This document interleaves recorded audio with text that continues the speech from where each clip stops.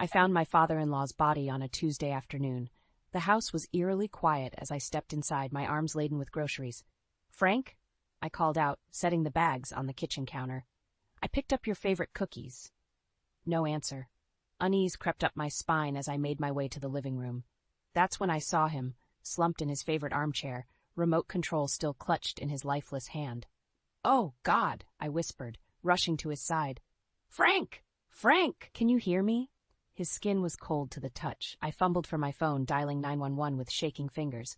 911, what's your emergency? "My father-in-law," I gasped. I think he's dead." The next few hours passed in a blur. Paramedics, police officers, and finally, my husband Ethan arrived. I watched as he stood in the doorway, his face a mask of shock and something else, something I couldn't quite place. "Sarah," he said, his voice oddly flat. "What happened?" I shook my head, fighting back tears. "I don't know. I just found him like this when I came to drop off groceries."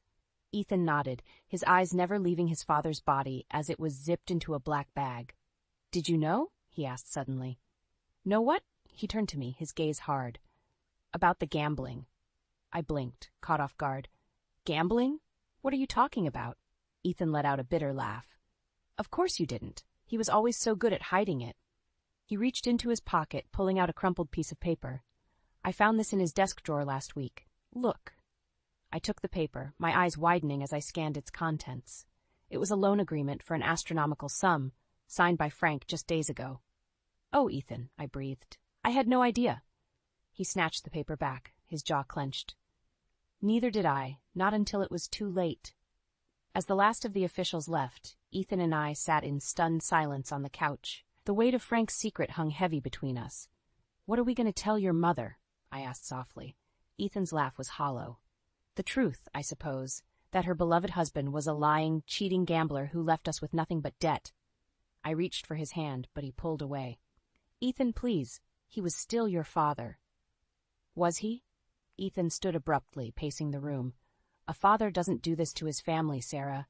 He doesn't lie and steal and—" His voice broke, and I saw a flash of the pain he was trying so hard to hide.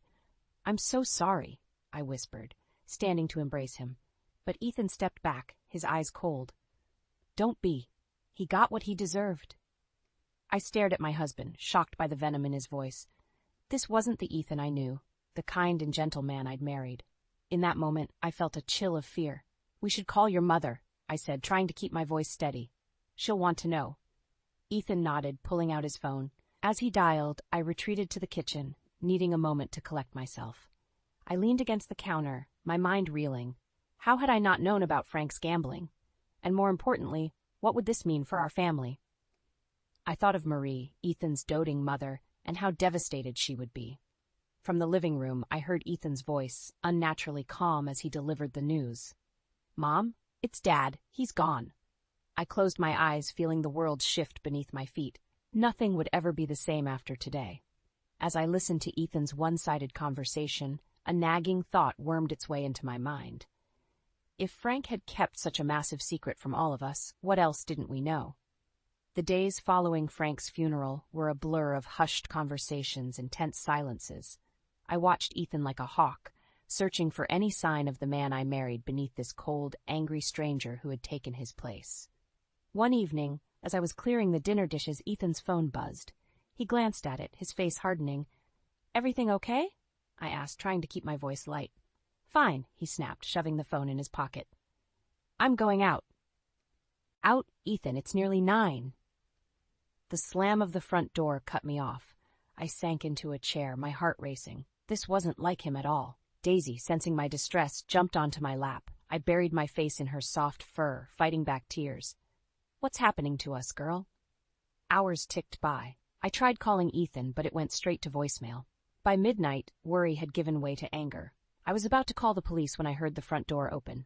Ethan stumbled in, reeking of alcohol and something else. Smoke? No, not quite. "Where have you been?" I demanded, rising to meet him. He waved me off, nearly losing his balance. "Out, told you."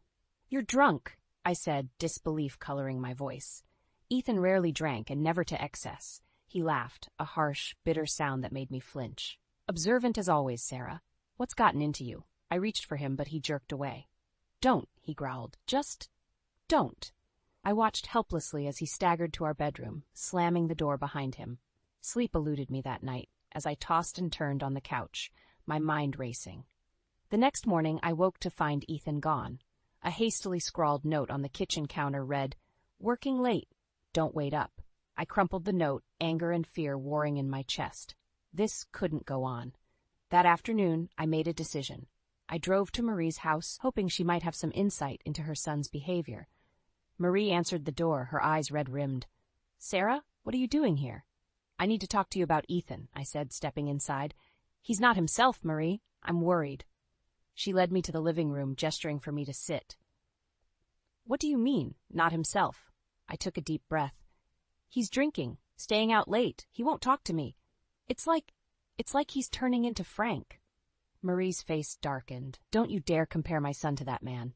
"Marie, please," I pleaded. "I'm just trying to understand." "Understand what?" she snapped. "That my husband was a liar? That he left us with nothing but debt and shame?" I blinked, taken aback by her vehemence. I didn't know it was that bad." Marie laughed bitterly. "Of course you didn't. Frank was very good at hiding things." She fixed me with a hard stare. "And now you're accusing Ethan of the same?" "No, I'm just worried about him, about us." She stood abruptly. "My son is grieving, Sarah. He needs support, not accusations. If you can't provide that, perhaps you should reconsider your place in his life." I left Marie's house feeling worse than when I'd arrived. As I pulled into our driveway, I noticed Ethan's car was back. Relief flooded through me. But when I entered the house, that relief turned to ice in my veins. Ethan was at his father's desk, papers strewn everywhere, and in his hand was a familiar slip of paper, a betting slip. "Ethan," I whispered, my voice shaking. He looked up, his eyes wild. "I figured it out, Sarah. I know how to fix everything." "What are you talking about?" He waved the betting slip. "Dad's system. It wasn't perfect, but I can make it work. I can win back everything he lost and more." I felt the floor tilt beneath me. This couldn't be happening. "Ethan, no. You can't." "I can," he insisted, a manic gleam in his eye. "And I will. You'll see, Sarah, I'll make everything right again." As I stared at my husband, a stranger wearing Ethan's face, I realized with sickening clarity that our troubles were only just beginning. The weeks that followed were a nightmare. Ethan's obsession with gambling consumed him, and our once peaceful home became a battleground. I tried everything to reason with him, but my words fell on deaf ears. One evening, I came home from grocery shopping to find Ethan pacing in the living room, his face ashen. "Ethan, what's wrong?" He whirled on me, eyes wild. "Where's your jewelry box?" My blood ran cold. "Why?" "I need it," he said, his voice desperate. "Just for a little while. I'm so close, Sarah.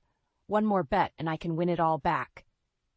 I backed away, shaking my head. "No, absolutely not. You don't understand." He lunged forward, grabbing my arms. "I have to do this." I wrenched free, heart pounding. "Stop it, Ethan. This has to end." "End?" He laughed bitterly. "It's only just beginning. I've figured it out, Sarah. Dad's system works. I just need a little more capital." "Listen to yourself," I cried. "You sound just like him." The moment the words left my mouth, I knew I'd made a mistake.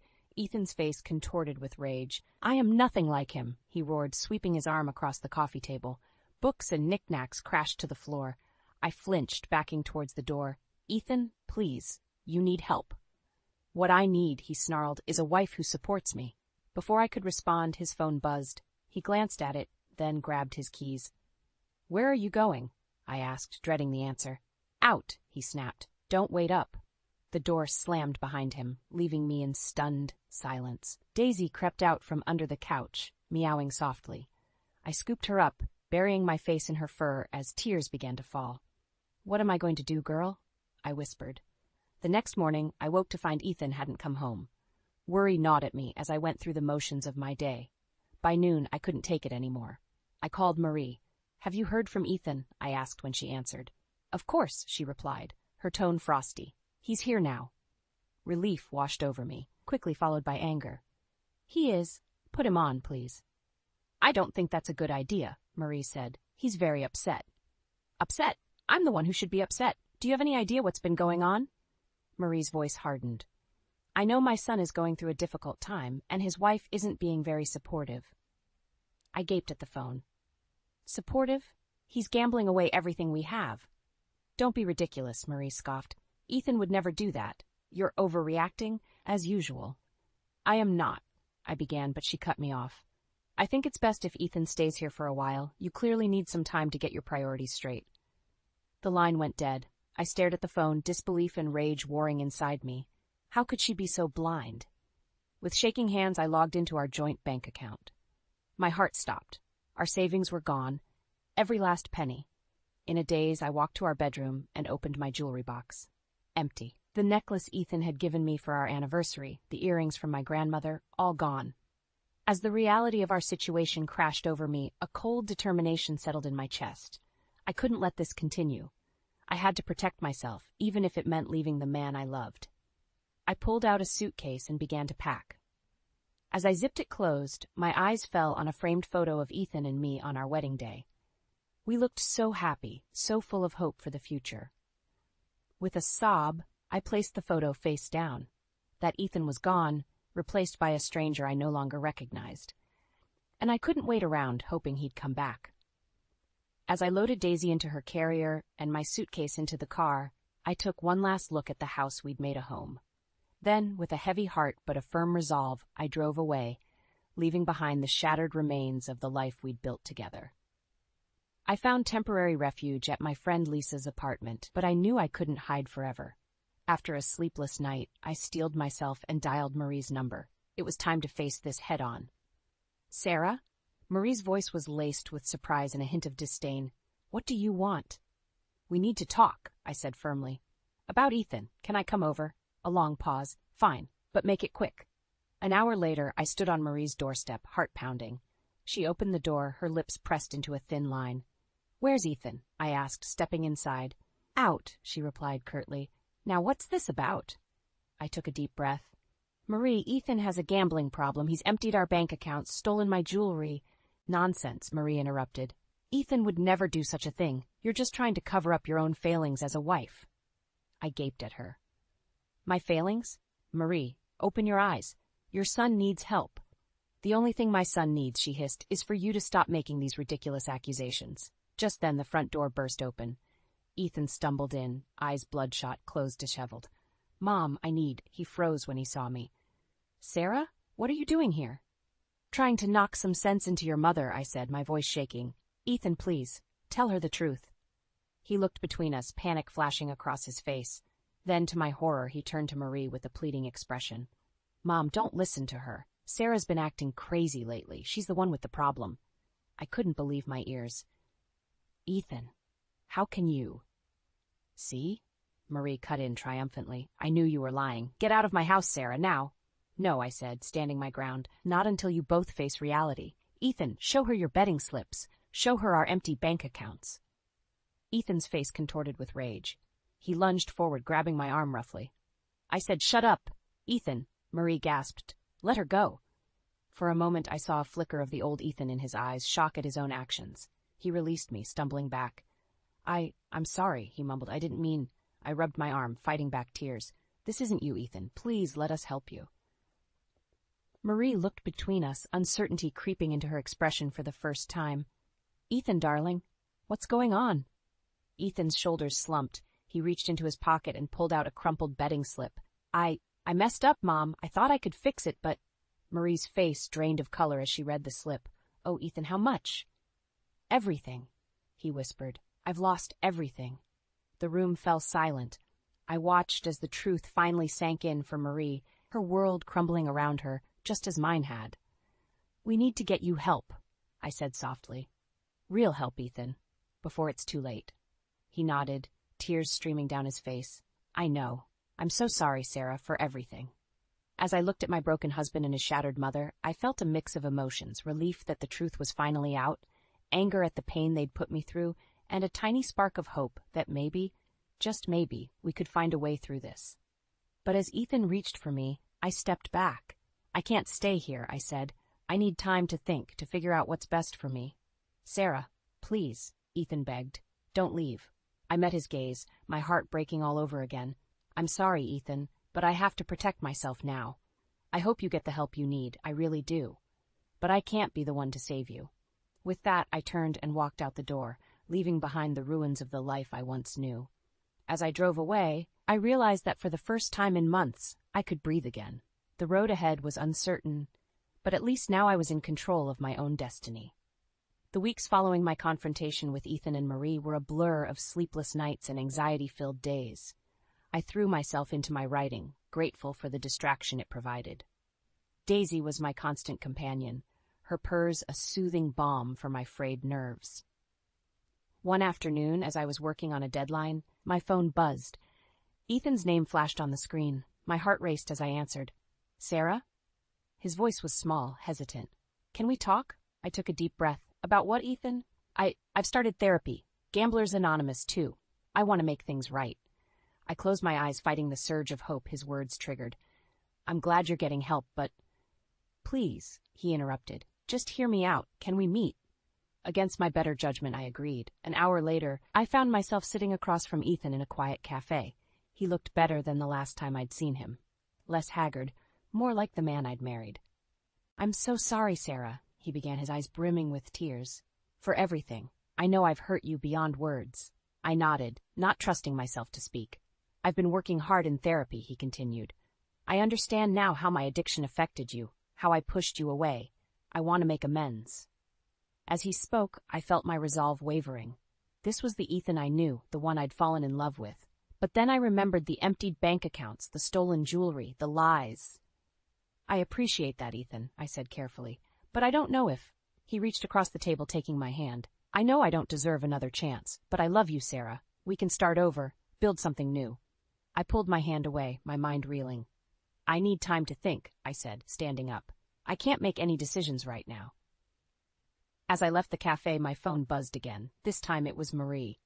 "Sarah, we need to talk," she said without preamble. "It's about Ethan's inheritance." Confused, I agreed to meet her at her house. When I arrived, Marie ushered me in, her face uncharacteristically somber. "I've made a terrible mistake," she said, gesturing for me to sit. "I've enabled Ethan's behavior for far too long." I stared at her, shocked by this admission. "There's something you should know," she continued. "Frank left a substantial inheritance for Ethan, but with conditions. He must complete a rehabilitation program and demonstrate financial responsibility." My mind raced. "Does Ethan know about this?" Marie shook her head. "No, I was afraid it would push him further away. But now I see that was wrong." She took a deep breath. "I want to propose something, a divorce settlement with a hefty alimony for you." I gaped at her. "What?" "It's the least I can do," she said. "You've suffered enough. This way you'll be taken care of, and Ethan will have the motivation he needs to get better." I sat back, stunned. The offer was tempting, a clean break, financial security, but something didn't sit right. "And what about Ethan?" I asked. "He's trying to get better. Wouldn't this feel like abandonment?" Marie's eyes hardened. "Sometimes tough love is necessary. You've given enough, Sarah. It's time to think of yourself." As I left Marie's house, my mind was in turmoil. Ethan's apparent progress, Marie's surprising offer, the revelation about the inheritance. It was all too much. Back in my temporary apartment, I scooped up Daisy, burying my face in her fur. "What should I do, girl?" I whispered. The choice before me was clear, yet impossibly difficult. Do I give Ethan another chance, risking my heart and financial security? Or do I accept Marie's offer, ensuring my own well-being, but potentially derailing Ethan's recovery? As night fell, I sat by the window, watching the city lights flicker. I knew that by morning, I would have to make a decision that would change the course of all our lives forever. The morning after my conversation with Marie, I woke with a sense of dread. I had to make a decision, and fast. As I sipped my coffee, my phone buzzed with a text from Ethan. "Can we talk? It's important." My heart raced. Did he know about Marie's offer? I agreed to meet him at our old favorite park, a place that once held happy memories but now felt tainted by recent events. Ethan was already there when I arrived, pacing nervously. When he saw me, his face lit up with hope, making my chest tighten. "Sarah," he said, reaching for my hand. I let him take it, noticing how his palm felt clammy against mine. "I have something to tell you." I braced myself. "What is it, Ethan?" He took a deep breath. "I've been offered a spot in an intensive rehabilitation program. 6 months, out of state. I want to go, to get better, for us." I felt a mix of emotions, pride, hope, and an overwhelming sadness. "That's wonderful, Ethan. I'm proud of you for taking this step. His eyes searched mine. Will you wait for me? Give us another chance when I come back? Before I could respond, my phone rang. It was Marie. With a sinking feeling, I answered. Sarah. Marie's voice was frantic. I need to see you immediately. It's about the divorce settlement. I looked at Ethan, who was watching me with confusion. I'll be right there, I said, hanging up. What's going on? Ethan asked, his brow furrowed. I took a deep breath. Your mother offered me a divorce settlement with alimony. Ethan's face drained of color. What? When? Yesterday, I admitted. I haven't decided anything yet. Anger flashed in Ethan's eyes. So while I've been working on getting better, you've been plotting to leave me? No, I protested. It's not like that. I was going to tell you. Save it, he spat. I should have known you'd give up on me. As Ethan stormed off, I felt my world crumbling. I had to see Marie to understand what was happening. When I arrived at Marie's house, I found her in a state of panic. Sarah, thank goodness you're here. We have a problem. What kind of problem? I asked warily. Marie wrung her hands. The inheritance, it's gone. I stared at her, uncomprehending. What do you mean, gone? I made a terrible mistake, she whispered. I thought I could double it, make things right, but I lost it all. The realization hit me like a truck. You gambled it away. Marie nodded, tears streaming down her face. I was trying to fix things, to make up for enabling Ethan, but I've ruined everything. I felt a hysterical laugh bubble up in my throat. So, there's no alimony? No inheritance for Ethan? Nothing, Marie confirmed. We're both broke. As the gravity of the situation sank in, I felt a strange sense of clarity. All this time I'd been torn between my love for Ethan and my need for security. But now, with everything stripped away, I realized what truly mattered. I have to go, I said abruptly, leaving a sobbing Marie behind.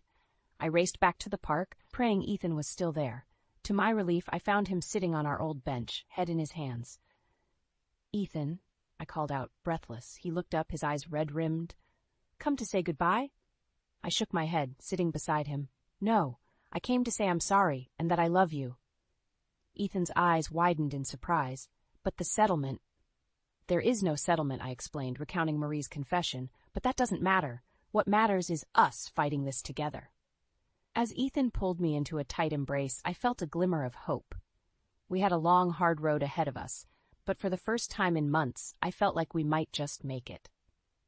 But as we sat there, clinging to each other and our fragile new beginning, I couldn't shake the feeling that our biggest challenge was yet to come.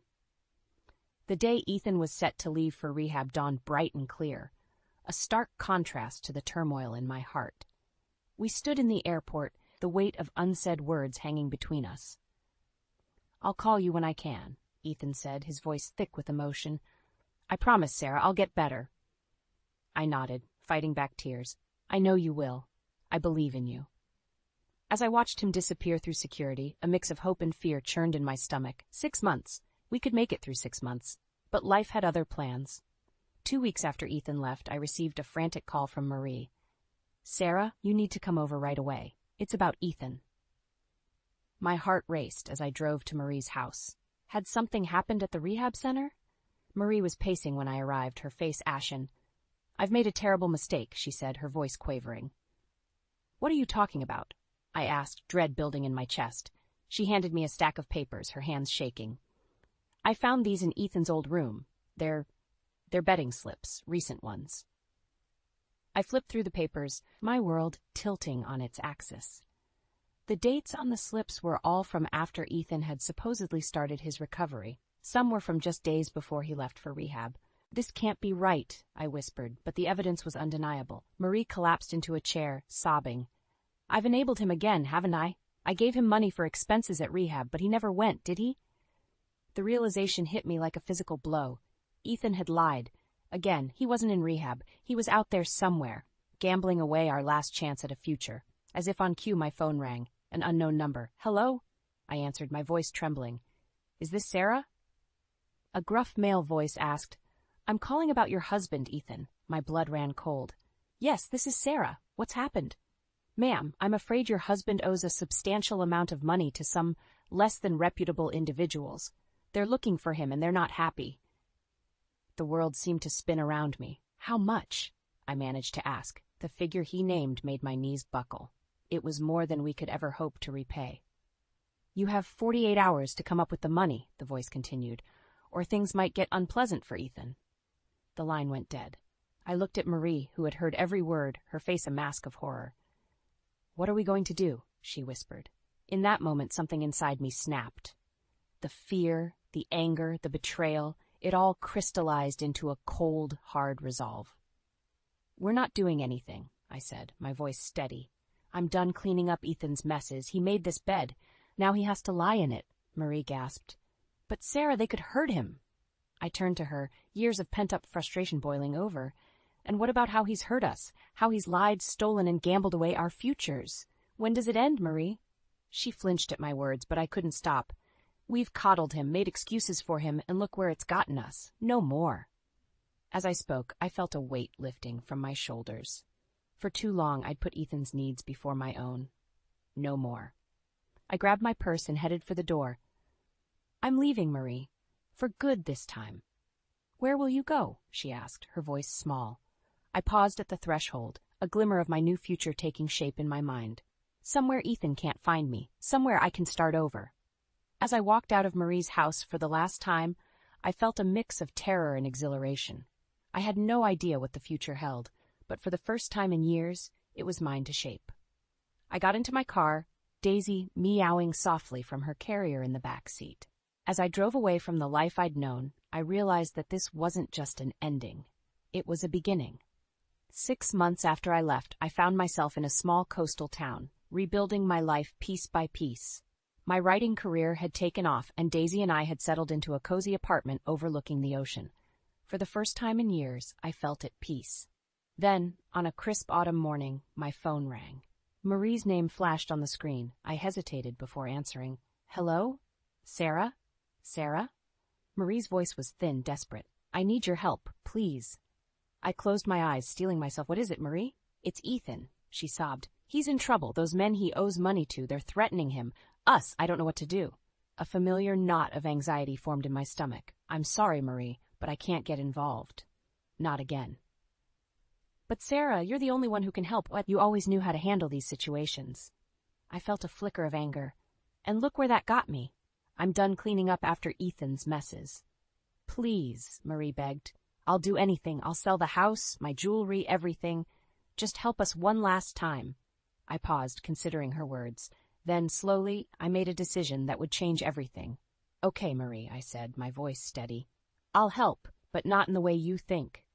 I booked a flight back to my old town, a mix of dread and determination coursing through me. When I arrived at Marie's house, I found her a shell of her former self, aged beyond her years. "Thank you for coming," she whispered, ushering me inside. I took a deep breath.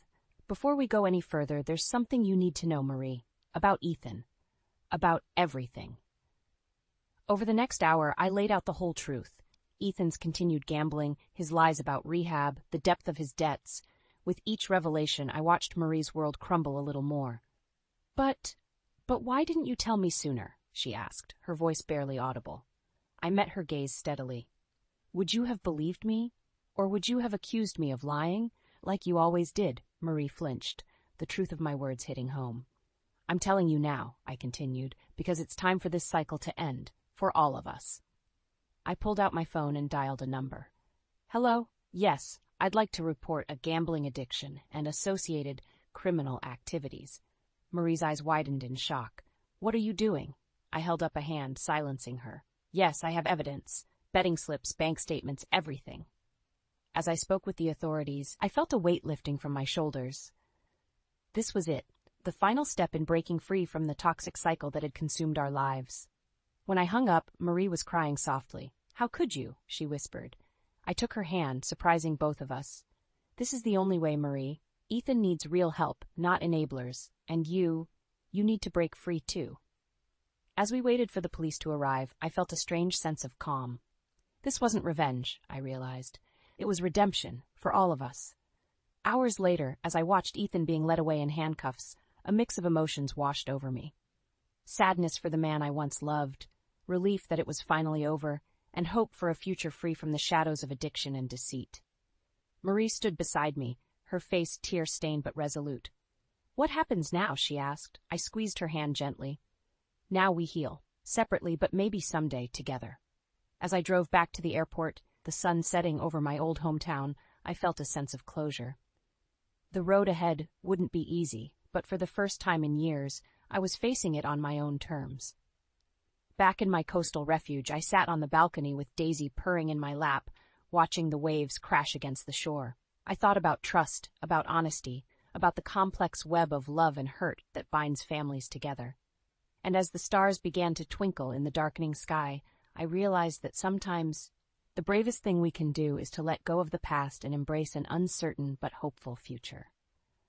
With a smile, I picked up my pen and began to write. My story wasn't over. It was just beginning. The way Mark and I met could have been ripped straight from a rom-com. A chance encounter at a mutual friend's barbecue, complete with spilled drinks and awkward apologies. He was charming, with a quick wit that had me laughing despite myself. Before I knew it, we were inseparable, our love story unfolding with an ease that felt like destiny. Our wedding was a dream, a simple yet heartfelt ceremony, surrounded by those we loved. Mark, with his career and finance on the rise, was the picture of success. His insistence on a prenuptial agreement was just another part of our planning, a practical step, he said, given our differing financial situations. I didn't mind. My love for him wasn't measured in dollars and cents. Carol, Mark's mother, was a tougher nut to crack. She looked at me like I was an unwelcome guest, her coldness stark against the warmth Mark and I shared. But love has a way of making you overlook the small stuff, and I was too happy to let her disapproval dampen my spirits. Even when we faced the heartbreaking news of Mark's infertility, my love didn't falter. If anything, it deepened. I threw myself into making our house a home, filling it with warmth and love, buying appliances and furniture with my own savings to create a cozy nest for us. But as the years passed, the warmth between us cooled, replaced by a chill I couldn't shake. Mark's demands grew, his once loving requests turning into cold commands. "Make sure breakfast is on the table before I leave, Jenna," he'd say, his voice void of the affection that used to lace his every word. "Dinner has to be fresh, no matter how late I worked," he'd demand, as if my job at the Department of Health and Human Services was just a hobby compared to his high-flying career. I'd wake before dawn, bleary-eyed but determined to cook his breakfast, then rush home after a long day's work, racing against the clock to whip up a gourmet meal that might bring back the husband I once knew. But it was never enough. He took my efforts for granted, never once uttering a thank you, only reminding me that I should be grateful for the roof over my head. His roof, our conversations once filled with laughter and shared dreams, now were battlegrounds, his words cutting deeper each time. "This is my house, Jenna. Don't forget that." He'd snap whenever I dared to suggest anything might be amiss. Each day as I moved through our home, touching the pieces of our life I'd built with love and care, a thought began to take root in my mind. What if I were alone? The idea, once unthinkable, now felt like a bomb. My love for Mark had been replaced by a weary resignation, worn down by his indifference and coldness. One evening, as I sat at the kitchen table staring at the empty chair across from me, the realization hit me hard. I no longer recognized the man I had married, nor did I see the woman I had become in his reflection. The love that had once been my guiding light had faded, leaving behind a longing for peace, for a life where my efforts were seen, my presence valued. As I turned off the lights and headed to bed, the silence of the house a stark reminder of the distance between us. I couldn't help but wonder, would I be better off alone? The thought was a whisper in the dark, a question I wasn't quite ready to answer. But with each passing day, the whisper grew louder, a call to find myself again, to reclaim the life and love I deserved. Lately, it's like I'm living with a stranger, not the man I married. Mark's been on my case for everything. The house not being spotless, the dinners being too repetitive. It's like nothing I do is ever enough. I've been finding solace in solo trips to the mall, picking out new furniture and gadgets for our home, trying to fill the void with material things. But even that joy is fleeting when I come home to his coldness. It hit me hard when I realized Mark hadn't put a single penny into our joint account for months. All the expenses, the mortgage, utilities, groceries, have been coming out of my paycheck. So, one evening, I decided it was time to confront him. I waited until he was settled in his armchair, flipping through the channels, and I brought it up, trying to keep my voice steady. Mark, we need to talk about the finances. You haven't contributed to the joint account in months. I've been covering everything, I said, hoping for some understanding, maybe even an apology. He barely glanced at me, his eyes still on the TV. And it's my house. You're just living in it. Why should I pay for your keep? He shot back, his words sharp as knives. I couldn't believe what I was hearing. Your keep, Mark? I'm your wife, not some tenant. I've been paying for everything, trying to make this house a home for both of us, I argued, feeling my temper rise. He snorted, a sound that made my skin crawl. Look, Jenna, you're making a big deal out of nothing. If you don't like it, maybe you should just leave, but we both know you've got nowhere to go, he said, turning back to his show. I was seething, hurt, and angry, but before I could respond, his phone rang. It was his mother, Carol. She started in on me. Jenna, you need to stop this nonsense and start showing some gratitude. Mark's been too good to you, and here you are acting like a freeloader. Carol's voice was like a slap in the face. I was so shocked I barely managed to grab the phone and hang up. I can't believe you and your mother calling me a freeloader in my own home, I said, my voice shaking with emotion. Mark just shrugged, unfazed. Well, if the shoe fits. That night, I lay in bed, staring at the ceiling, feeling more alone than ever. The thought of divorce crept into my mind again, more persistent this time. But where would I go? I had no apartment, no real savings of my own. I felt trapped in a life that no longer felt like mine, married to a man who saw me as nothing more than a burden. The next morning, I woke up to an empty bed and a heavy heart. As I made my way through the silent house, every room echoed with the remnants of last night's fight. I knew something had to change, but the fear of the unknown, of starting over from scratch, was paralyzing. Sitting at the kitchen table, sipping my coffee alone, I realized I had to make a decision. Do I stay in this loveless marriage, playing the role of the grateful freeloader, or do I take a leap into the unknown, hoping to land on my feet? The answer wasn't clear, but one thing was, I couldn't go on like this. The breaking point had been reached, and it was time to choose my path. That day at work was a marathon, one meeting after another, no end in sight. I glanced at the clock, knowing Mark would be fuming. Just my luck, I muttered under my breath, finally grabbing my phone to give him a heads up. The moment he picked up, I knew I was in for it. This is your problem, Jenna, not mine. You should have been here cooking dinner, not playing around at work. Mark's voice roared through the phone, loud enough for the whole office to hear.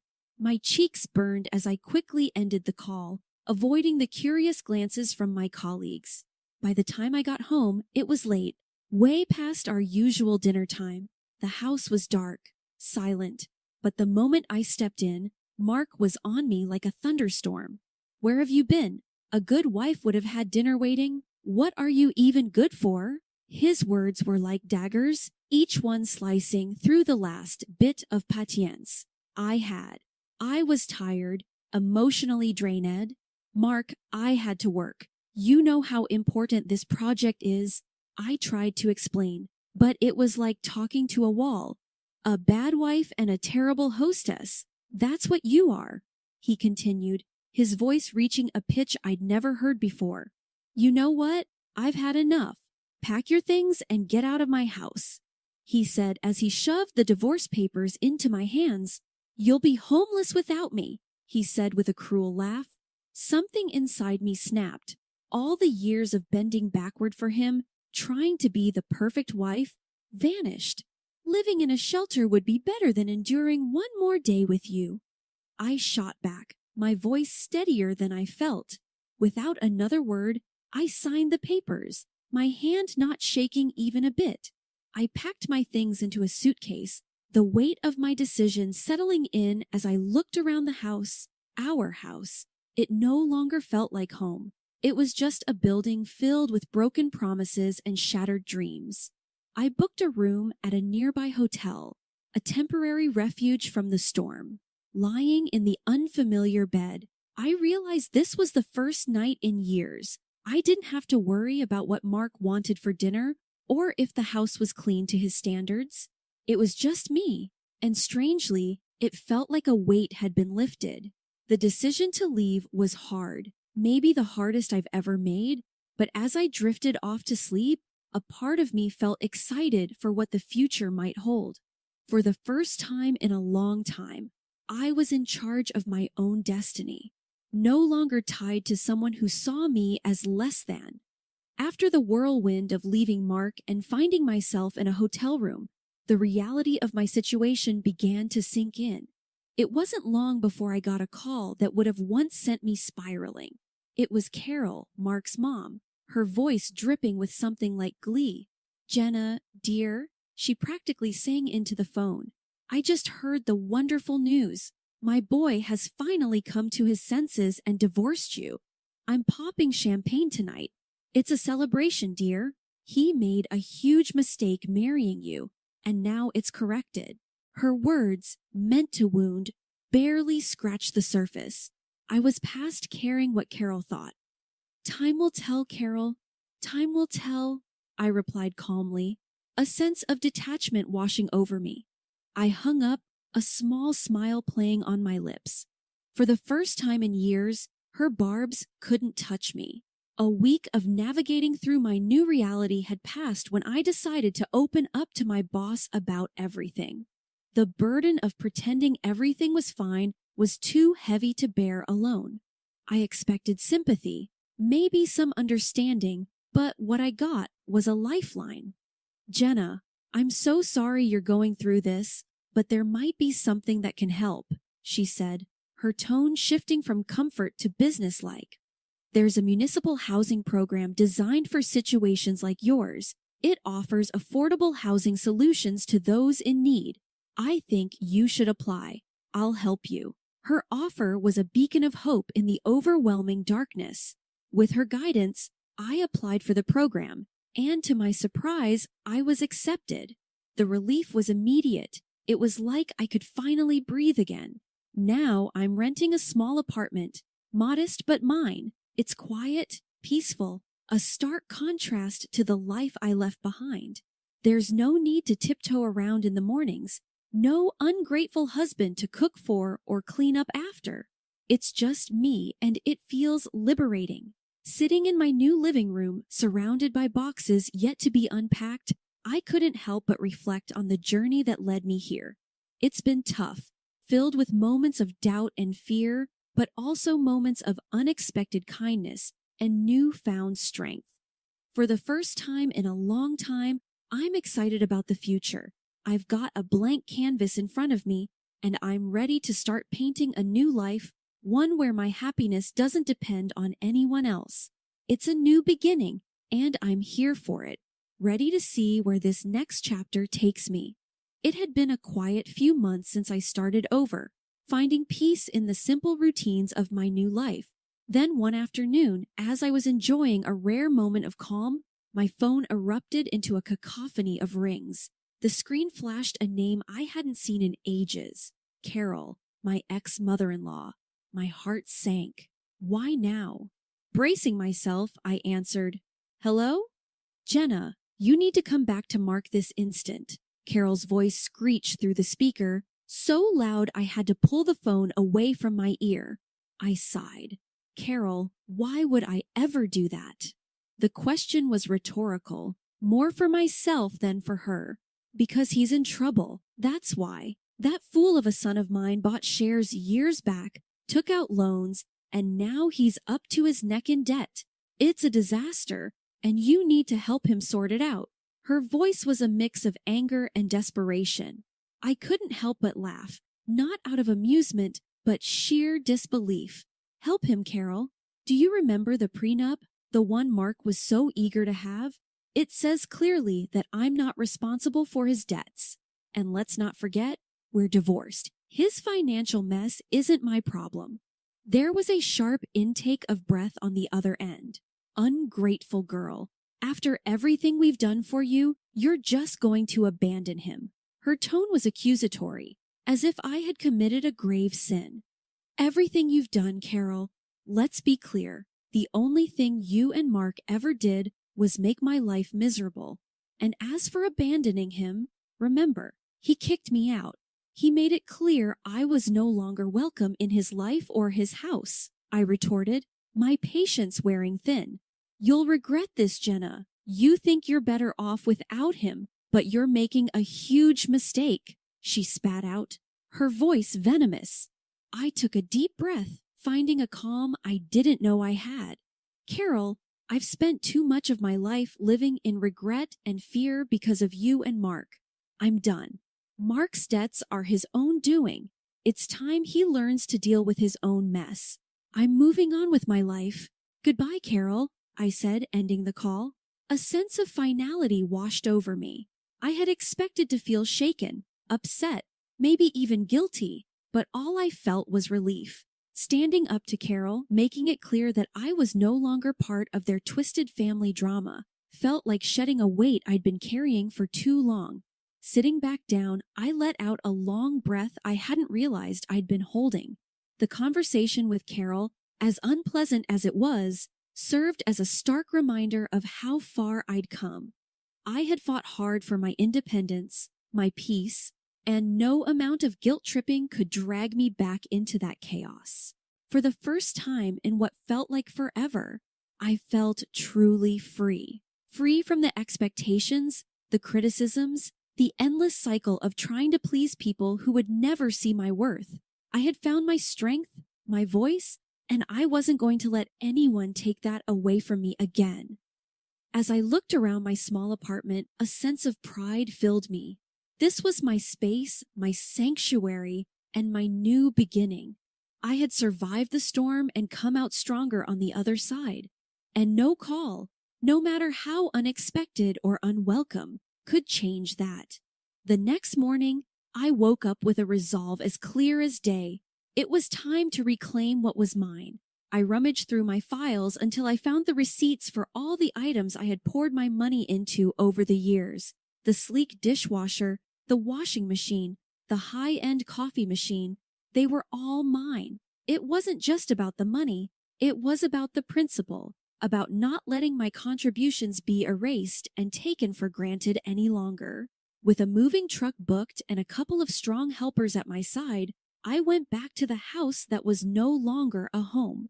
The door opened to an eerie silence, a stark contrast to the chaos of emotion swirling inside me. As the workers started loading up the truck, I couldn't help but feel a mix of satisfaction and sadness. Each piece of furniture, each appliance had a story, a memory attached to it. But as they say, you can't cling to the past if you want to move forward. Just as we were finishing up, my phone rang. I knew without looking who it was. Mark's name flashed on the screen, his call as predictable as it was unwanted. I've taken them back, Mark, according to our prenup. I have every right to, I said, cutting in as his curses and insults flew fast and furious. It once would have cowed me, but not anymore. Listen, Mark, I continued, my voice steady. I wish you the best, truly, but this is where our paths diverge for good. And with that, I hung up and blocked his number, a symbolic gesture of cutting the final tie that bound me to a life that no longer served me. As the moving truck drove away, my heart felt lighter than it had in years. This wasn't just about reclaiming my possessions, it was about reclaiming my life, my independence, and my self-worth. I knew there would be challenges ahead, but for the first time in a long time, I felt ready to face them head on my own terms. 6 months down the line, life has taken a turn I hardly dared dream of. I've snagged myself a cozy apartment in a neat part of town, all thanks to this social program my boss tipped me off about. The deal was sweet, a manageable down payment with tiny payments stretching out over the years. For the first time, I'm not just scraping by. I've got a bit of wiggle room in my budget, enough to spoil myself without worrying about anyone else's needs or wants. The day I got the keys to my place, I remember stepping through the door, the sense of ownership washing over me. It was a blank canvas, and for the first time in forever, I could paint my life exactly how I wanted. No compromises, no sacrifices, just me. I treated myself to some paints and canvases, and not to the girl I used to be, the one who found joy in splashing watercolors around, lost in the flow of her own creativity. I even painted a self-portrait, something I'd never have dared do before. Staring at my work, I saw a woman who'd weathered storms and come out stronger, a woman who didn't need anyone else to define her worth. It was like I was seeing myself clearly for the first time. Beautiful, self-sufficient, and yeah, a bit selfish, but in the best possible way. And then there's Max, my little bundle of joy. A scrappy little dog with eyes too big for his face and a heart just as oversized. Adopting him felt like the final piece of my new life clicking into place. We've become a team, exploring the neighborhood, making the apartment our home. One evening, as Max and I were curled up on the couch, my phone buzzed. It was a text from a friend I hadn't seen since the divorce storm hit. "Heard you're doing well. Coffee sometime?" I smiled, typing out a reply. "Yeah, life's good. Coffee sounds great. My place, actually. I've got some art to show off." "Look at you, all artsy and independent. Can't wait to see it and meet Max, of course," came the reply, laughing. I set the phone down, looking around my little apartment, my sanctuary. It's funny how life works out. Once I thought I needed a husband, a big house, and a certain lifestyle to be happy. Now I've got a small apartment, a dog, and my art, and I've never felt more fulfilled. "Max, buddy," I said, scratching behind his ears, "we're doing just fine on our own, aren't we?" He barked in agreement, and I laughed, feeling a surge of gratitude for my independence, for the struggle that brought me here, and for the simple joys that filled my days. Now, this was happiness, unfiltered and undiluted, and it was all mine. Life's taken a turn I could have never predicted. Just the other day, while having my morning coffee and scrolling through the news on my phone, I stumbled upon a headline that stopped me cold. My ex, Mark, had been declared bankrupt. His house, the one he was so proud of, the one he kicked me out of, had been sold off to cover his debts. Now, he's back living with his mom, Carol. I couldn't help the small, satisfied smile that crept up on my face. Breaking free from him was the best decision I ever made. These days, my mornings are spent wandering to the park with Max, my loyal little sidekick. The fresh air, the peaceful quiet, it's a far cry from the tense, stifling atmosphere of my old life. And it's not just the walks. I found a new passion that's breathed life into my world. Painting. I joined the local amateur artist club on a whim, thinking it'd be a casual hobby. But it quickly grew into something more. I started exhibiting my paintings at local shows, the vibrant colors and bold strokes a reflection of my newfound freedom and joy. At one of these exhibitions, my path crossed with someone unexpected.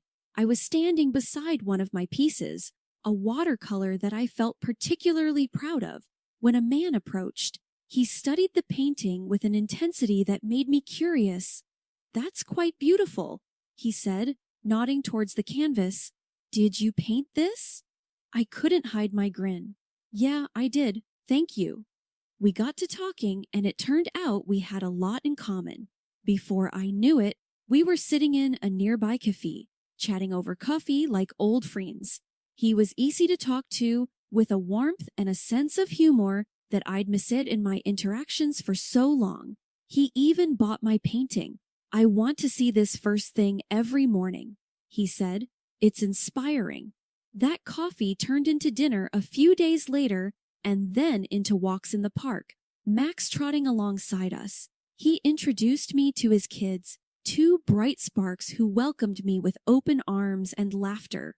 It felt natural, easy, like a piece of my life that had been missing without me even realizing it. One evening, after the kids had gone to bed and we were sitting on his porch, he turned to me. "You know, I'm really glad I bought that painting," he said, his voice soft in the twilight. I smiled, leaning my head on his shoulder.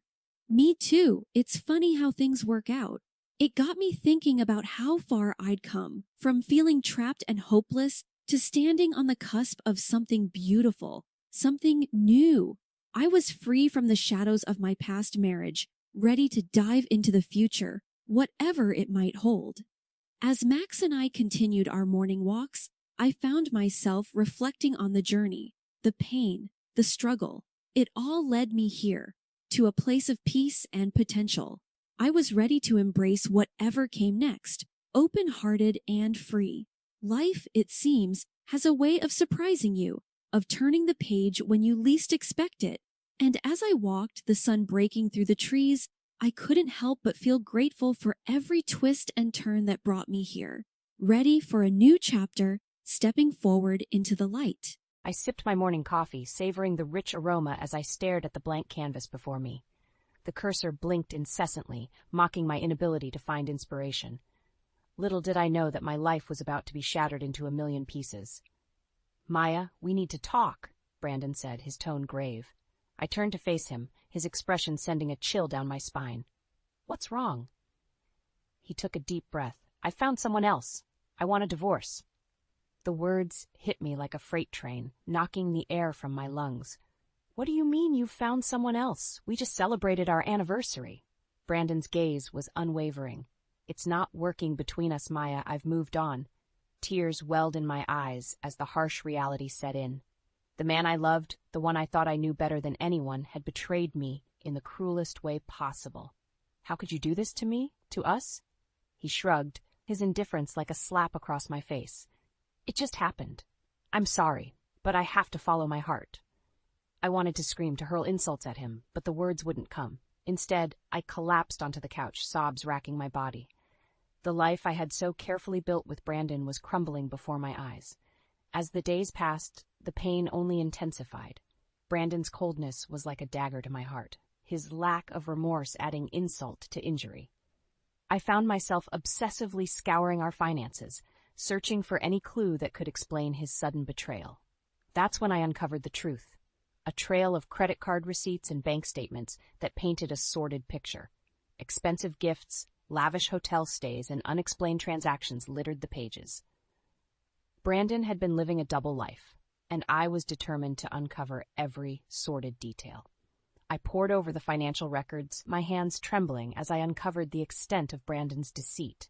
Extravagant purchases, pricey hotel stays, and unexplained cash withdrawals littered the statements. It was clear he had been living a double life, and I was determined to uncover every sordid detail. As the evidence mounted, my suspicions grew stronger. Brandon's late nights at the office and sudden business trips that once seemed innocuous now took on a sinister hue. I needed answers, and I knew just the person who could help me find them. Thomas Gray, a private investigator with a reputation for discretion, agreed to take on my case. Within days, he provided me with a dossier that shattered what little remained of my trust in Brandon. "Your husband has been seeing a woman named Emily Harper," Thomas revealed, his voice grave. "He's been spending lavishly on her, fancy dinners, expensive jewelry, you name it." I felt sick to my stomach as Thomas outlined the sordid details of Brandon's affair. The scale of his betrayal was far greater than I had ever imagined. "There's more," Thomas continued. I've uncovered evidence that suggests Brandon has been embezzling funds from his company to finance his lifestyle with Emily. A wave of nausea swept over me. Not only had Brandon cheated on me, but he had also stooped to illegal means to fund his indiscretions. The man I had once loved was a complete stranger to me. Anger coursed through my veins, a burning desire for revenge igniting within me. Brandon had destroyed our marriage and jeopardized his career. And for what? A fling with some young girl? He would pay dearly for his actions, and I knew exactly how to make him suffer. With a steely resolve, I formulated a plan. I would gather every shred of evidence, every damning detail, and present it to Brandon's boss and colleagues. His sordid affair and illegal activities would be exposed for all to see, and he would face the consequences of his actions. As I plotted my revenge, a sense of calm washed over me. For too long, Brandon had held the power, but now the tables had turned. He had underestimated me, and he would soon learn the true depths of my fury. With the evidence in hand, I knew it was time to confront Brandon about his betrayal. I steeled myself for the inevitable confrontation, determined to expose the truth and make him face the consequences of his actions. When Brandon arrived home that evening, I was waiting for him in the living room, the damning financial records and private investigator's report laid out on the coffee table.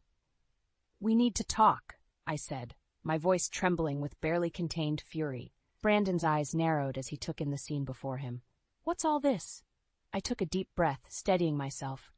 "It's over, Brandon. I know everything." His bravado faltered for a moment, but he quickly regained his composure.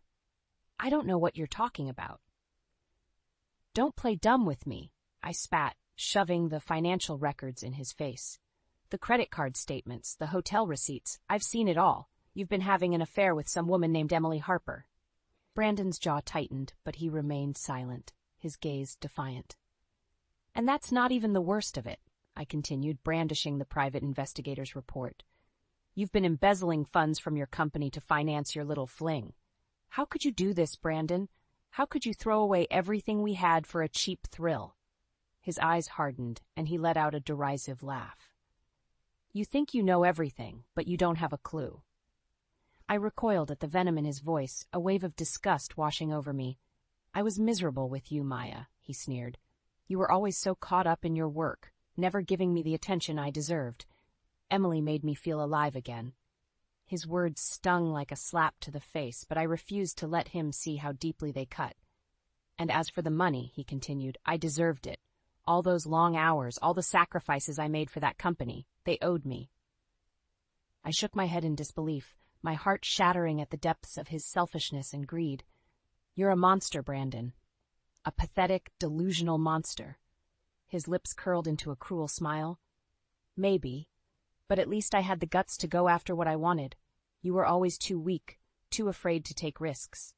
In that moment, any lingering affection I had for Brandon disappeared, replaced by a cold, burning hatred. He had destroyed our marriage and everything we had built together, all for his own selfish desires. And for that, he would pay dearly. As Brandon turned and walked away, I vowed to make him suffer the consequences of his actions. He thought he had won, but he had no idea what was in store for him. The game was just beginning, and I intended to emerge victorious, no matter the cost. After the explosive confrontation with Brandon, I found myself consumed by a burning desire for revenge. His callous betrayal and utter lack of remorse had left me reeling, but I refused to let him get away with his despicable actions. With the help of Thomas Gray, the private investigator, I delved deeper into Brandon's sordid affairs. The evidence we uncovered was damning, a paper trail of financial misdeeds that painted a picture of a man consumed by greed and selfishness. "He's been funneling funds from his company to support his lavish lifestyle with Emily," Thomas revealed, his expression grim. "It's not just a few thousand here and there. We're talking about hundreds of thousands of dollars." I felt sick to my stomach as the full extent of Brandon's crimes came into focus. He had not only betrayed me on a personal level, but had also betrayed the trust of his employer and colleagues. "There's more," Thomas added, sliding a folder across the table. "I've uncovered evidence that suggests Brandon has been involved in other illegal activities at his workplace. Kickbacks, insider trading, you name it." As I pored over the documents, a sense of determination washed over me. Brandon had dug his own grave, and I intended to bury him in it. With the incriminating evidence in hand, I set my plan in motion. I scheduled a meeting with Brandon's boss, Mr. Davis, and the company's HR manager, Jessica Lang. It was time to bring Brandon's house of cards crashing down around him. The look on Brandon's face when he walked into the conference room was priceless. His cocky demeanor quickly faded as he realized the trap I had set. "What's going on here?" he demanded, his eyes darting between Mr. Davis and Jessica. I stepped forward, clutching the folder containing the damning evidence. "It's time for you to face the consequences of your actions, Brandon." With a steely resolve, I laid out the details of his misdeeds, the embezzlement, the illicit affairs, the flagrant abuse of his position. Brandon's face grew paler with each revelation, his once confident facade crumbling before our eyes. "Is this true?" Mr. Davis demanded, his voice trembling with barely contained fury. Brandon opened his mouth to protest, but the words died on his lips. He knew there was no denying the mountain of evidence against him. "You're finished, Brandon," I declared, savoring the taste of victory. "Your career, your reputation, it's all over." As Brandon was escorted from the building, his head hung in shame, I couldn't help but feel a sense of satisfaction. He had brought this upon himself, and now he would face the consequences of his actions. The first phase of my revenge was complete, but I wasn't finished yet. Emily Harper, the woman who had so willingly participated in Brandon's betrayal, would soon learn that her part in this sordid affair was far from over. The look on Brandon's face as he was escorted from the building was priceless, a mixture of shame, disbelief, and utter humiliation. But my revenge was far from over. Emily Harper, the woman who had so willingly participated in his betrayal, would soon learn that her role in this sordid affair was far from over. I had planned every detail meticulously, ensuring that Brandon's downfall would be as public and devastating as possible.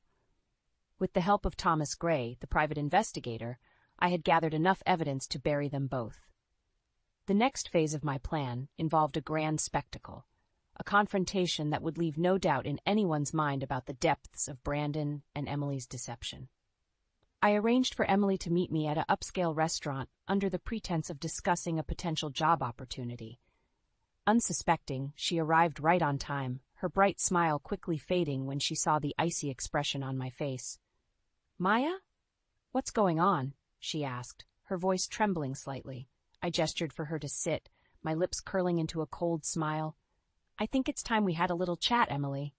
Her brow furrowed in confusion, but she took the seat across from me, her eyes wary. "I know everything," I stated, my voice low and even.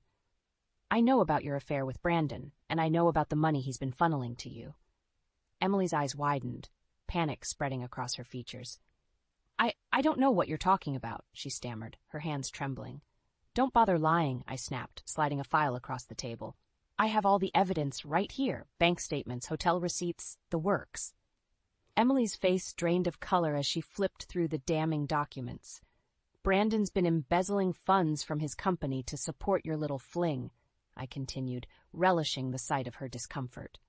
"And you little homewrecker, were more than happy to take advantage of it." Emily opened her mouth to protest, but I cut her off with a wave of my hand. "Save it," I hissed. "You had your chance to come clean, but you chose to stick by Brandon's side, even after you knew the truth." Emily's eyes darted around the restaurant, her panic mounting as she realized the scene I had orchestrated. Waiters, patrons, and even Brandon's former colleagues were all watching, their faces a mix of shock and disgust. "So now, you get to face the consequences of your actions," I declared, my voice ringing out across the room. "Just like Brandon, you're going to lose everything, your reputation, your freedom, everything." Emily's shoulders slumped, defeated. She knew there was no escape, no way to talk her way out of this. "I hope it was worth it," I spat, leaning closer, "because this is just the beginning of your punishment." As I turned and walked away, I couldn't help but savor the sweet taste of victory.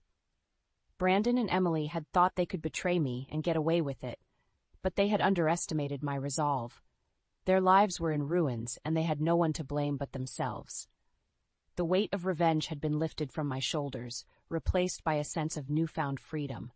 I was finally free to move on, to rebuild my life without the burden of their betrayal weighing me down. And as for Brandon and Emily, well, they had made their bed, and now they would have to lie in it, together, if they were lucky. With Brandon and Emily's sordid affair now exposed, it was time to take the final steps in my revenge plan. I had orchestrated their public humiliation, but they still needed to face the legal consequences of their actions. I scheduled a meeting with Mr. Davis, Brandon's former boss, and Jessica Lang, the HR manager.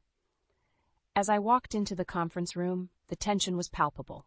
Brandon and Emily were already seated, their faces etched with dread. "Thank you all for being here," I began, my voice calm and steady. "I know the past few weeks have been tumultuous, to say the least." Brandon shot me a venomous glare, but I ignored him, focusing my attention on Mr. Davis and Jessica. "As you're both aware, I've uncovered substantial evidence of Brandon's illegal activities, embezzlement, fraud, you name it," I stated, sliding the thick file across the table. "He's been siphoning funds from the company to finance his lavish lifestyle with Emily." Mr. Davis's face grew red with anger as he flipped through the documents, his jaw clenched tightly. "This is absolutely unacceptable," he growled, slamming the file shut. "Brandon, you're fired, effective immediately, and we'll be pursuing legal action against you to the fullest extent of the law." Brandon opened his mouth to protest, but Mr. Davis silenced him with a stern glare. "Don't bother trying to deny it," he snapped. "The evidence is overwhelming. You've disgraced this company and betrayed our trust in the worst possible way." Emily squirmed in her seat, her eyes darting nervously between Brandon and me. "And you," Mr. Davis continued, turning his attention to her, "you're just as complicit in this mess. Did you really think there wouldn't be consequences for your actions?" Emily's bottom lip trembled, but she remained silent. Her head hung in shame. "Maya has given us the option to handle this internally," Jessica chimed in. "But if you don't cooperate fully, we'll have no choice but to involve the authorities." Emily's eyes widened in fear, and I couldn't help but feel a twinge of satisfaction. She had thought she could ride Brandon's coattails to a life of luxury, but now she was facing the harsh reality of her choices. "What do you want from me?" she whispered, her voice barely audible. I leaned forward, my gaze unwavering. "The truth.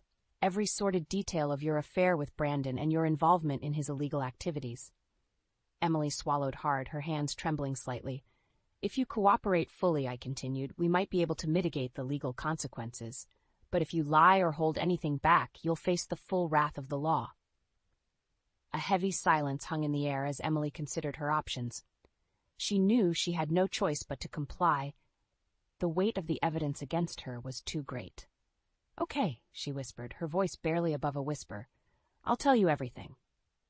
As Emily began to recount the sordid tale of her affair with Brandon, I couldn't help but feel a sense of vindication. They had thought they could betray me and get away with it, but, in the end, karma had caught up with them. Their lives were in ruins, and they had no one to blame but themselves. As for me, I was finally free from the burden of their betrayal, and free to move forward with a newfound sense of strength and resilience. With Brandon's world crumbling around him, I knew it was time to deal the final blow to the woman who had so willingly participated in his betrayal, Emily Harper. I arranged to meet her at a secluded cafe, away from prying eyes. When she arrived, her face was pale and drawn, the weight of her misdeeds clearly weighing heavily upon her. "Maya," she began, her voice trembling, "I don't know what else to say except I'm sorry. I never meant for things to spiral so out of control." I regarded her coolly, my anger simmering just beneath the surface. "Do you really expect me to believe that? You knew exactly what you were doing from the start." Emily flinched at the venom in my voice, her eyes downcast. "You're right," she whispered. "I knew Brandon was married and I didn't care. I was selfish and stupid, and now I'm paying the price." "You have no idea the depth of the price you'll pay," I hissed, leaning forward. "Brandon's life is in ruins, thanks to your little fling, his career, his reputation, all of it gone. And you're next." Emily's eyes widened with fear, her hands trembling. "What do you mean?" "I mean that I know everything," I stated, sliding a thick folder across the table. "Every sordid detail of your involvement in Brandon's illegal activities. The money laundering, the fraud, It's all there, in black and white. Emily's face drained of color as she flipped through the damning evidence, her breathing becoming shallow and rapid. "No, this can't be happening," she whispered, her voice barely audible. "Oh, but it is," I replied, my voice laced with satisfaction. "You thought you could play the innocent victim, but you're just as guilty as Brandon, maybe even more so." Emily's shoulders slumped, defeated. She knew there was no way out, no escape from the consequences of her actions. "What do you want from me?" she asked, her voice trembling. I regarded her coolly, my mind already made up. "The truth. Every last detail of your involvement in Brandon's illegal activities. If you cooperate fully and tell me everything, I might be able to help you avoid the worst of the legal consequences." Emily's eyes widened, a glimmer of hope flickering across her face. "Okay," she whispered. "I'll tell you everything." For the next hour, Emily spilled her guts, recounting the sordid tale of her affair with Brandon and her complicity in his illegal activities. As the details poured out, I couldn't help but feel a sense of vindication. This was the moment I had been waiting for, the moment when Emily would finally face the consequences of her actions. When she finished, her voice hoarse and her eyes brimming with tears, I regarded her with a cold, steely gaze. "Thank you for your cooperation," I said, my voice devoid of emotion. "But make no mistake. You've brought this upon yourself. You made your bed, and now you have to lie in it." As I turned and walked away, leaving Emily to face the fallout of her decisions, I couldn't help but feel a sense of relief. The weight of revenge had been lifted from my shoulders, replaced by a newfound sense of freedom and strength. I was finally free to move on with my life, to leave the pain and betrayal of the past behind me. And as for Brandon and Emily, well, they would have to learn to live with the consequences of their actions, just as I had learned to live with the consequences of mine. In the aftermath of my confrontation with Emily, a sense of calm washed over me. For months, I had been consumed by anger, bitterness, and a burning desire for revenge. But now, with Brandon and Emily's lives in ruins, I felt a weight lifted from my shoulders. It hadn't been easy, of course. The initial shock of Brandon's betrayal had hit me like a ton of bricks, leaving me reeling and questioning everything I thought I knew about our marriage. The nights spent poring over financial records and piecing together the sordid details of his affair with Emily had taken their toll, both emotionally and mentally. But through it all, I had remained resolute, driven by a steely determination to expose the truth and make them pay for their misdeeds. And in the end, I had emerged victorious, my revenge served cold and calculated. Brandon's world had crumbled around him, his career and reputation in tatters. The once powerful executive was now a shell of his former self, facing legal action and financial ruin. And Emily, the woman who had so willingly participated in his betrayal, had been left abandoned and facing her own set of legal consequences. As for me, I was finally free. Free from the burden of their lies, free from the weight of their betrayal. It was time to move forward, to rebuild my life on my own terms. In the months that followed, I threw myself into my work, channeling my newfound energy and focus into my freelance graphic design business. Projects that had once felt like a chore now filled me with a sense of purpose and accomplishment. I also rediscovered old hobbies and interests that had fallen by the wayside during my marriage. I took up painting, losing myself in the vibrant colors and the therapeutic act of creating something beautiful from a blank canvas. Slowly but surely, I began to heal, the scars of Brandon's betrayal fading into the background. Of course, there were still moments when the pain would resurface, when the memories of our life together would come flooding back. But with each passing day, those moments became fewer and farther between. As I stood on the edge of a cliff, overlooking the vast expanse of the ocean, I couldn't help but feel a sense of wonder and possibility.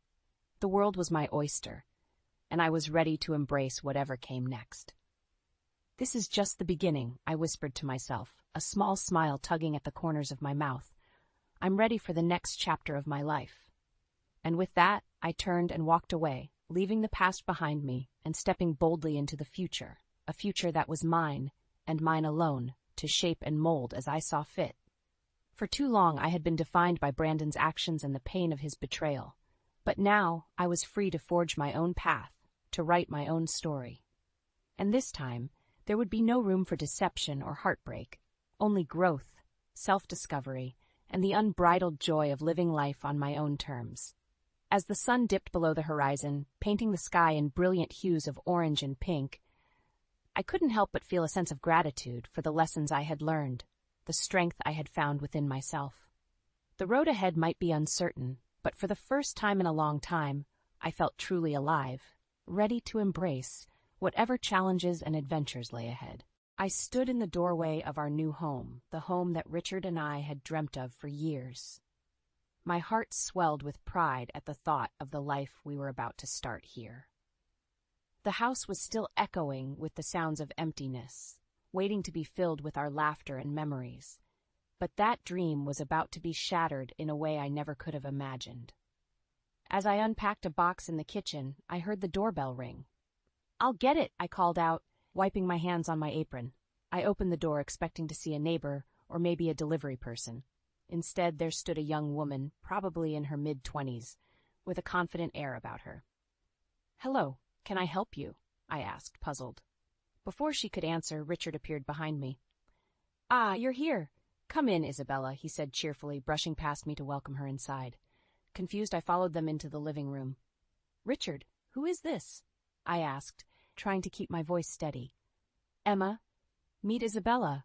She's my girlfriend," he said, as casually as if he were talking about the weather. I felt the ground beneath me shift. "You're what?" I managed to choke out, my voice trembling.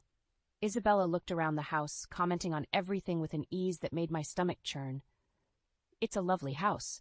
The kitchen is so spacious, and oh, look at those big windows." Richard beamed at her. "I'm glad you like it. Emma, isn't it great that Isabella approves of our new home?"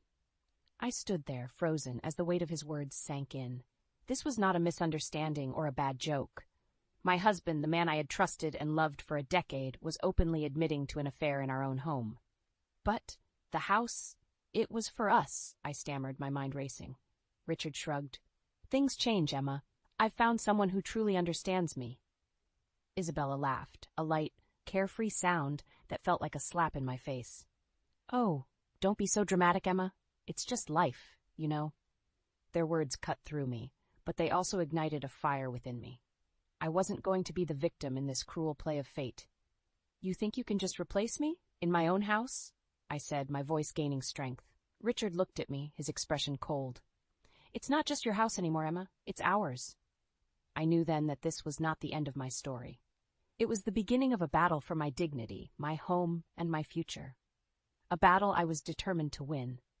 Leaving Richard and Isabella in the living room, I retreated to the sanctuary of my bedroom, the walls of which seemed to mock me with their newly painted cheerfulness. As I sat on the edge of our bed, now just a piece of furniture in a house that no longer felt like mine, the reality of Richard's betrayal sank in. Tears streamed down my face, not just for a lost marriage, but for the life I thought I had. The next few hours were a blur. I packed a suitcase with mechanical movements, my mind numbed by shock. Each item I placed inside felt like a piece of my heart being torn away. I couldn't bear to stay in the house a moment longer. Arriving at my parents' house was like stepping into a different world. The familiar warmth and comfort contrasted sharply with the cold betrayal I had just left behind. My mother opened the door, her face lighting up with joy, which quickly turned to concern when she saw the suitcase and my tear-streaked face. "Emma, what happened? Why are you here with your suitcase?" she asked, her voice filled with worry. I tried to speak, but the words wouldn't come. The dam of emotions I had been holding back broke, and I collapsed into her arms, sobbing uncontrollably. She led me inside, her presence a soothing balm to my shattered soul. It wasn't until much later, when my sobs had subsided into sniffles, that I managed to recount the day's events. I told her about Isabella, about Richard's betrayal, and the painful realization that my marriage was a lie. My mother listened in silence, her eyes reflecting the storm of emotions I felt. Anger, sorrow, disbelief, they all flickered across her face as she processed what I had said. "When did it start, Emma? Did you have any suspicions?" she finally asked. I shook my head, feeling a fresh wave of pain. "I don't know, Mom. I thought we were happy. I was so blind." She took my hand, squeezing it gently. "You're not blind, Emma. You trusted the man you loved. There's no shame in that." Her words were a small comfort, but they couldn't quell the storm raging inside me. I felt betrayed, humiliated, and above all furious. The image of Richard and Isabella laughing and planning their future in the house that was supposed to be ours filled me with a burning desire for revenge. "What are you going to do, Emma? Are you going to let them get away with this?" my mother asked, her voice firm. I looked up, meeting her eyes. In them, I saw a reflection of the determination growing within me. "No, Mom. I won't let them get away with this. Richard and his lover will pay for what they've done." The following weeks were a whirlwind of legal consultations and late-night strategy sessions with my mother. We pored over property laws and divorce statutes, seeking loopholes and strategies to turn the tables on Richard. My mother, once a paralegal, became my ally in this battle of wits and law. I returned to the house unannounced, my resolve as solid as the walls around me. Richard and Isabella were in the living room, their laughter echoing through the hallway. They froze as I stepped in, their expressions a mix of surprise and irritation. "Emma, what are you doing here?" Richard asked, his tone dismissive. "I came to talk about the house and our divorce," I said firmly, my eyes never leaving his. Isabella scoffed. "Still hung up on that, are you? Move on, Emma." Ignoring her, I focused on Richard. "This house is in my name. Legally, you have no claim to it." Richard's face hardened. "We built this house together, Emma. I have every right to it." "But legally, you don't," I countered, feeling a surge of confidence. "And as for the divorce, I'll make sure it reflects your infidelity." Isabella laughed, a harsh sound that grated on my nerves. "You think you can intimidate us with legal threats? Grow up, Emma." Richard stood up, his posture tense. "You're out of your depth here. Just sign the divorce papers and leave us be." I smiled, a cold, calculated expression. "I'm not here to make your life easier, Richard. I'm here to claim what's rightfully mine, and if you think I'll walk away quietly, you're sorely mistaken." The look of shock on Richard's face was satisfying, but it was just the beginning. I knew this was a long battle ahead, and I was ready for it. As I turned to leave, I looked back at them, their faces a picture of disbelief and annoyance. "This is my house, and I will fight for it. And Richard, you'll regret the day you decided to betray me," I said, my voice steady and strong. As I walked out of the house, I felt a sense of power I had never experienced before. I was no longer the victim in this story. I was the architect of their downfall, and I would make sure Richard and Isabella paid dearly for their betrayal. Armed with legal advice and a newfound determination, I began to dismantle Richard's life piece by piece. My first move was to freeze our joint accounts, cutting off the financial lifeline he had been so comfortably relying on. I watched, almost detached, as Richard's facade of control began to crumble. A few days later, I received a call from him, his voice a mix of anger and desperation. "Emma, what the hell do you think you're doing? You've frozen our accounts." "That's right, Richard. You seem to forget that half of that money is mine," I replied, my voice calm and steady. "You can't just cut me off like this. We need to discuss this," he demanded. "Discuss? Like how you discussed your affair with me?" "I don't think so," I retorted. Richard's voice grew louder, more frantic. "You're ruining everything. This is petty and childish." I could almost see him pacing, his world spinning out of control. "Petty? Childish? No, Richard. This is me taking control. You made your choices, and now you'll live with the consequences." I hung up, feeling a rush of adrenaline. For years I had played the part of the supportive, unsuspecting wife, but those days were over. Next, I turned my attention to the house. I consulted with a lawyer and initiated proceedings to evict Richard and Isabella. The legal documents were delivered to them, and I savored the sweet taste of vengeance. Richard called again, this time his voice laced with a hint of fear. "You're evicting us? You can't be serious, Emma." "Oh, but I am. This house is in my name, and I don't recall inviting you and your girlfriend to stay," I said. "You can't just throw us out on the street," he protested. "Watch me," I replied coldly. The days that followed were a testament to my resolve. Richard tried to negotiate, to bargain, to plead, but I was unmoved. My heart had turned to stone against the man who had betrayed me so callously. The day of the eviction arrived, and I stood outside the house as Richard and Isabella left, their belongings in tow. Isabella shot me a venomous look, but I met it with a triumphant smile. Enjoy your new life, Richard. You've earned it, I said, my words dripping with sarcasm. As they drove away, I stepped into the house, now empty of their presence. It was a hollow victory, but a victory nonetheless. I had taken back control of my life, and it was just the beginning.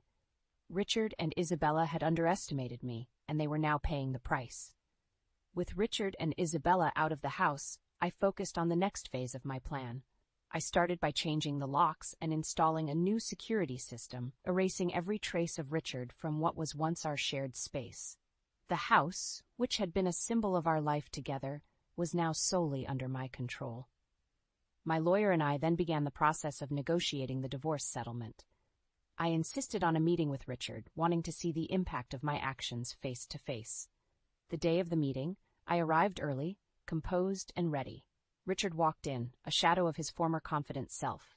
His eyes met mine, and for a moment I saw a flicker of the man I had once loved, but it vanished as quickly as it appeared, replaced by bitterness and resentment. "Emma, let's be reasonable about this," he started, his voice strained. "Reasonable? Like how you were reasonable when you brought your lover into our home." I countered sharply. He shifted uncomfortably. "That was a mistake, I know, but we can still settle this amicably." I leaned forward, my gaze unwavering. "Amicable is off the table, Richard. You lost that option when you decided to betray me." The negotiations were tense, with Richard trying to salvage whatever he could. But I was unyielding.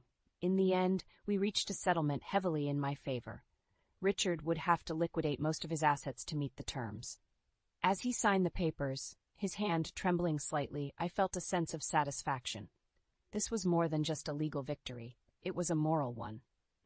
After the meeting, I received a call from Isabella. Her voice was high-pitched and frantic. "Emma, you can't do this to us. You're destroying our lives," she cried. I replied coldly, "Your comfort was never my concern, Isabella. You and Richard made your bed. Now you get to lie in it." "But we have nothing now. How could you be so heartless?" she wailed. "Heartless? You expect sympathy from me? I'm giving you exactly what you deserve," I said, hanging up the phone. In the weeks that followed, I watched as Richard's life unraveled. His financial woes, compounded by the divorce settlement, left him struggling to keep afloat. Isabella, once so confident and carefree, became a frequent figure in heated arguments outside my lawyer's office. I had taken back control, not just of my home, but of my life. Richard and Isabella were now mere players in a game they had no hope of winning. The tides had turned, and I was the one setting the course. The months following the divorce were a testament to the change in our fortunes. I rebuilt my life, slowly filling the empty spaces in the house with new memories, while Richard's world seemed to crumble around him. One day, I received an unexpected visit from Richard. He looked disheveled, a far cry from the confident man he once was. His eyes had a desperate look as he stood on my doorstep. "Emma, please, we need to talk," he pleaded. I crossed my arms, blocking the doorway. "What is there to talk about, Richard?" "It's about the settlement. I can't afford it. I'm drowning in debt," he said, his voice breaking. I felt a pang of something that might have been pity, but it was quickly overshadowed by the memory of his betrayal. "That's not my problem, Richard. You should have thought about that before."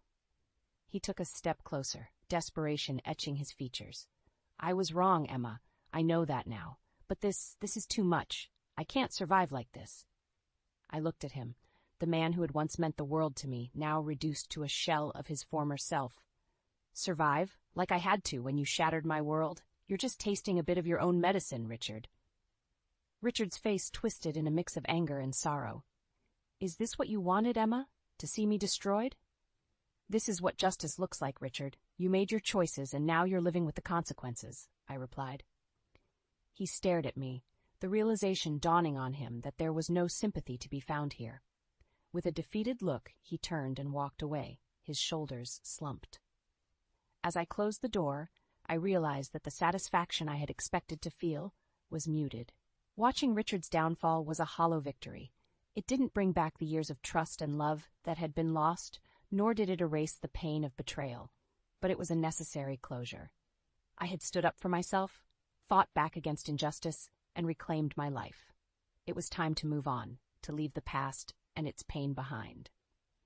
In the quiet of my home, I knew that the battle was over. I had won, Not just against Richard, but against the helplessness that had once threatened to engulf me. It was a victory, not of revenge, but of resilience and renewal. The final act of my retribution came unexpectedly. Richard, now a shadow of his former self, reached out to me again, but this time it was different. He needed my help. We met at a coffee shop, a neutral ground far from the memories of our shared past. Richard was late, and when he arrived, he looked more haggard than ever. "Emma, I'm in trouble," he said without preamble, his voice laden with a fatigue I hadn't heard before. I raised an eyebrow, sipping my coffee. "Trouble?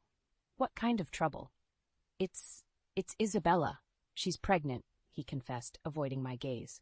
The news didn't surprise me as much as his reaction to it. "And how is that my problem, Richard?" He swallowed hard, the lines on his face deepening.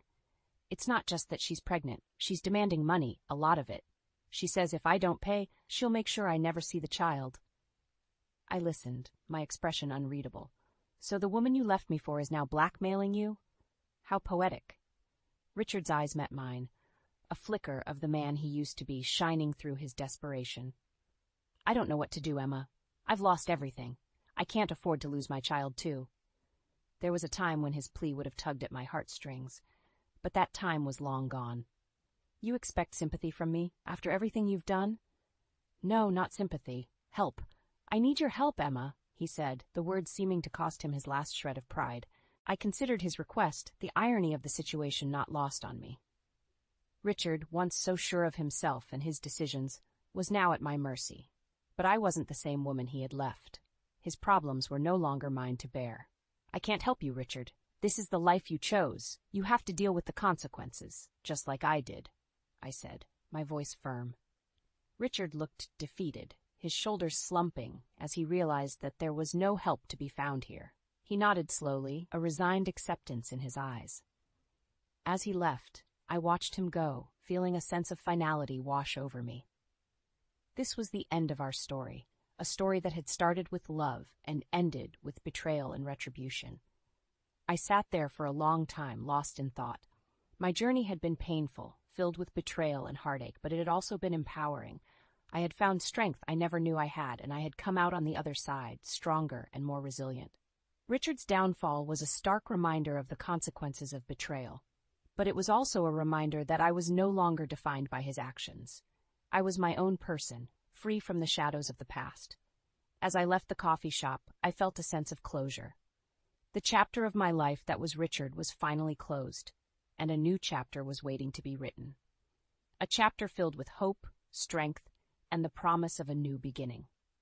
As months turned into seasons, I found myself embarking on a journey of self-discovery and rebuilding. The house, once a symbol of shared dreams with Richard, gradually transformed into a sanctuary of my personal triumph and newfound independence. One evening, as I sat in the living room surrounded by the new decor that reflected my tastes, the doorbell rang. Hesitantly, I opened the door to find Isabella standing there. Her appearance drastically changed. Gone was the confident, carefree woman. In her place stood someone who looked defeated and weary. "Emma, I need to talk to you," she said, her voice lacking its former haughtiness. I was taken aback but composed myself quickly. "What do you want, Isabella?" She took a deep breath, her eyes not meeting mine. "I made a mistake, a big mistake. Richard's left me, and I'm alone with a baby on the way. I have nowhere to go." The irony of her standing on my doorstep, seeking help, was not lost on me. "And you think I'm the person to help you? After everything?" Isabella's eyes filled with tears. "I know I have no right to ask you for anything, but I'm desperate. I've lost everything." I looked at her, seeing in her the reflection of the pain and betrayal I had once felt. But where Richard had ignited a fire of retribution in me, Isabella's plight stirred a different emotion. "Isabella, the choices we make define us. You made your choice when you got involved with a married man," I said, my voice steady. She nodded, a tear rolling down her cheek. "I know, and I'm paying for that choice now. I didn't know where else to go." I sighed, feeling a sense of closure and compassion that surprised me. "I can't change the past, Isabella, nor can I forget it, but I believe in second chances. I'll help you, but not because of Richard or our past.